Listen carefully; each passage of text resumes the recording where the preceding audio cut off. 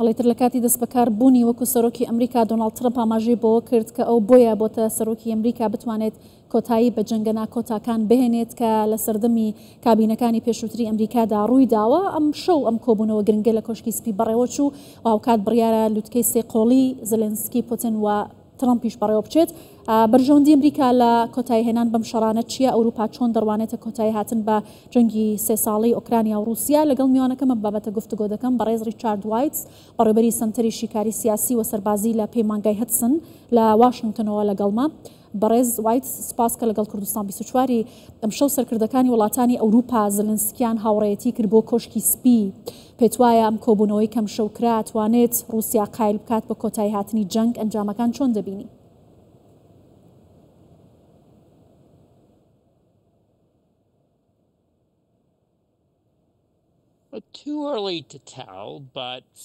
هێشتا زووە بڵێن دەرەنجامەکان چی دەبێت، بەڵام تاوەکو ئێستا ئەوەی دەردەکەوێت کە لە نێوان هاوپەیمانانی زێلێنسکی و سەرۆک ترامپ ئەوەی دەرکەوت کۆبوونەوەیەکی زۆر دۆستانە بوو و سەرۆک ترامپ ستایشی ڕۆڵی ئەوروپای کرد، ڕۆڵی هاوکاریەکانیان کرد بۆ ئۆکرانیا و هەروەها هەمووان ستایشی یەکتریان کرد بۆ ئەوەی پێکەوە هاوکاری ئۆکرانیا بکەن و هەمووانیش خواستی خۆیان دووپات کردەوە بۆ ئەوەی گەرانتی ئەمنی ئۆکرانیا بکرێت و ئاگر بەس لە ئۆکرانیا ڕابگەێنرێت.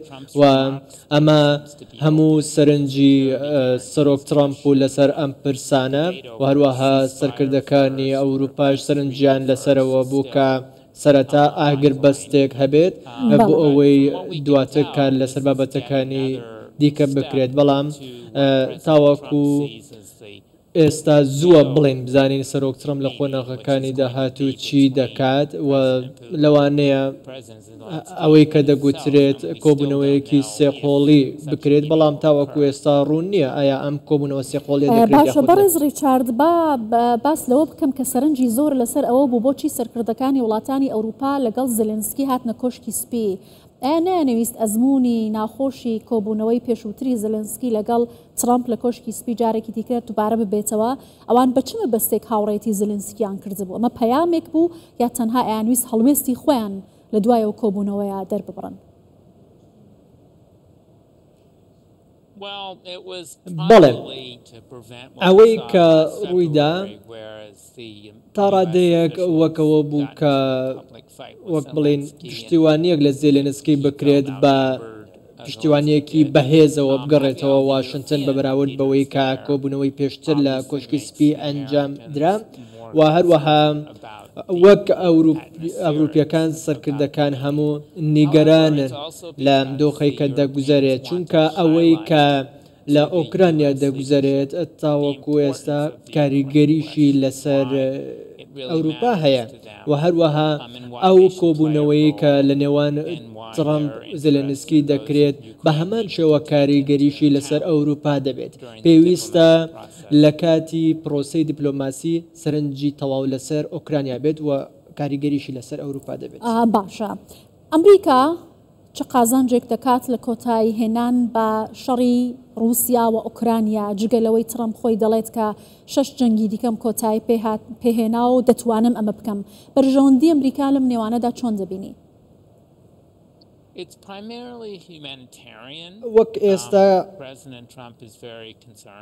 لە ڕووی مرۆییەوە سەرۆک ترامپ شۆک بووە بەو ژمارە زۆرەی قوربانیە کە لە جەنگەکەدا هەیە، چونکە ئەو دەیەوێت بە زووترین کات ئەم کوشتارە لە نێوان رووسیا و ئۆکرانیا ڕاگرێت، ئەم جەنگە ڕاگرێت و هەروەها لەگەڵ ئەوەشدا دەکرێت ئاسایشی ئۆکرانیا گەرانتی بکرێت و هەروەها ئەگەر ئەم جەنگە ڕاگیرێت وەک دەزانێت ئۆکرانیا خاکی دەوڵەمەندی هەیە دەکرێت بتوانرێت با بڵێن ئەمریکا سوود لەم خاکە دەوڵەمەندەی ئۆکرانیا وەرگرێت، ڕێکەوتنی ئەمنیان هەبێت، ڕێکەوتنی بازرگانی و ئابووریان هەبێت و لەم ڕۆوە دەکرێت پێکەوە بەهێزەوە ڕوبەڕووی رووسیا ببنەوە و هەروەها لەلایەکی دیکەوە ئەگەر ئەم جەنگە ڕاگیرێت لەلایەکی دیکەوە ترامپ سەرنجی زیاتری لەسەر ڕوبەڕووبوونەوەی چین و هەژمونی چین و رووسیا لە ناوچەکە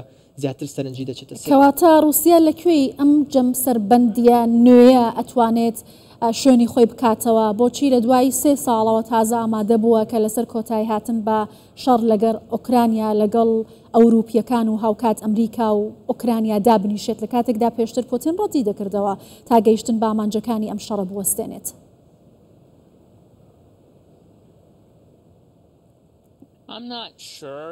من دڵنیا نیم کە رووسیا ئەوەی بووێت یاخود نام سەرنجمان لەسەر سەرۆک ترامپ بێت یاخود لەبارەی کۆبوونەوەی لەگەڵ سەرکردەی رووسیا پوتین سەرۆکی رووسیا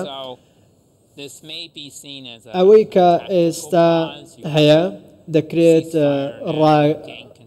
ڕاگرتن و ئاگربەستێکی تاکتیکی بێت ئەوەی کە رووسیا دەیەوێت چاوی لەوەیە کە بە شێوەیەکی تاکتیکی ئەم جەنگە ڕاگرێت و مەرجیشی هەیە بۆ ئەوەی جەنگەکە ڕاگرێت چاوی لەوەیە کە مەرجەکانی جێبەجێ بکرێت ئەو کاتە دەکرێت ڕێکەوتنێک هەبێت بەڵام لەلایەکی دیکەوە سەرۆک ترامپ ڕژدە لەسەر پلان و هەژمونی خۆی ڕژدە لەسەر ئایدیای خۆی کە دەبێت ئۆکرانیا پارێزراو بێت و ئەمنیەتی گەرانتی بکرێت. زۆر باشە سپاس بەڕێز ڕیچارد وایت بەڕێبەری سنتەری شیکاری سیاسی و سەربازی لە پەیمانگای هەدسن لە واشنگتنەوە لەگەڵ مابووی سپاس.